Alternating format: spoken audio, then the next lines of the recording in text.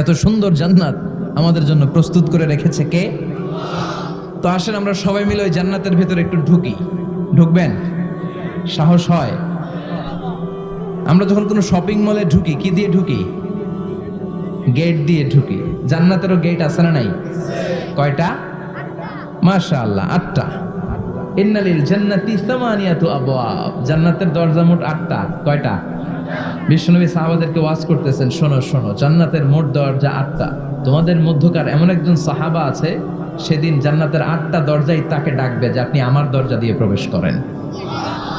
সাহাবারা বললেন, ইয়া রাসূলুল্লাহ, ইয়া হাবিবাল্লাহ, আমাদের মধ্য থেকে ওই সৌভাগ্যবান লোকটাকে একটু বলেন। বিশ্বনবী বললেন, ও আমার প্রাণের সাহাবারা, ওই সৌভাগ্যবান ব্যক্তি হলো আমার হিজরতের দিনের সঙ্গী, আমার বিপদের দিনের সঙ্গী আবু বকর সিদ্দিক। ওনার ব্যক্তিত্ব আল্লাহর কাছে এতটাই গ্রহণযোগ্য যে জান্নাতের 8টা দরজাই ওনাকে ডাকবে, আসেন। ওইটা না, ওইটা না, আপনি আমারটা দিয়ে ঢুকেন। সুবহানাল্লাহ পড়েন। আমরা কি চাই না যে আমরাও এই 8টা দরজা দিয়ে ঢোকার সুযোগ আল্লাহ করে দেখ? চাই কি চাই না?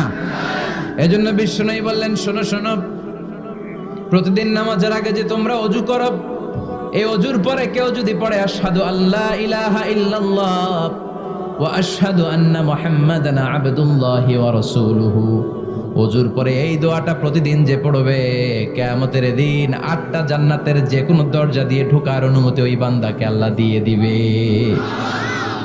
আপনাদের জন্য আছে। Still now you have the opportunity man. এই সুযোগ, চান্স আপনার জন্য আছে। ছোট্ট আমল, প্রতিদিন ওযু তো করাই লাগে না আমাদের জন্য।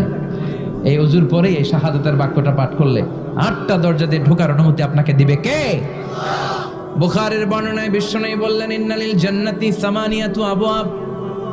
জান্নাতের ভেতরে আমি 8টা দরজা করেছি, 8 দিক দিয়ে ঢোকা যায়।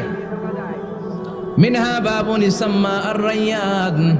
ওই 8টা দরজার মধ্যে স্পেশাল একটা দরজা আছে, ওই দরজার নাম হলো রায়্যান। দরজার নাম লা ইয়াদখুলুহু ইল্লা সাইমুন। রোজাদাররা ছাড়া কেউ ওই দরজা দিয়ে ঢোকার অনুমতি পাবে না। আবার বিশ্বনবী বললেন, মান দাখালাহা লাম ইয়াযমা আবাদা।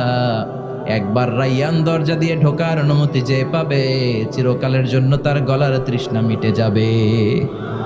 এই যে রোজা রেখে সারাদিন আপনি কিছু খান নাই, পান করেন নাই, এটার প্রতিফল হিসেবে আল্লাহ তাআলা আপনার রায়্যান দিয়ে ঢুকাই দিবে। আর ওটা দিয়ে ঢুকলেই তৃষ্ণা থাকবে না। সুবহানাল্লাহ বাড়িতে যায় বলেন, আওয়াজ করে পড়তে হবে আল্লাহু আকবার।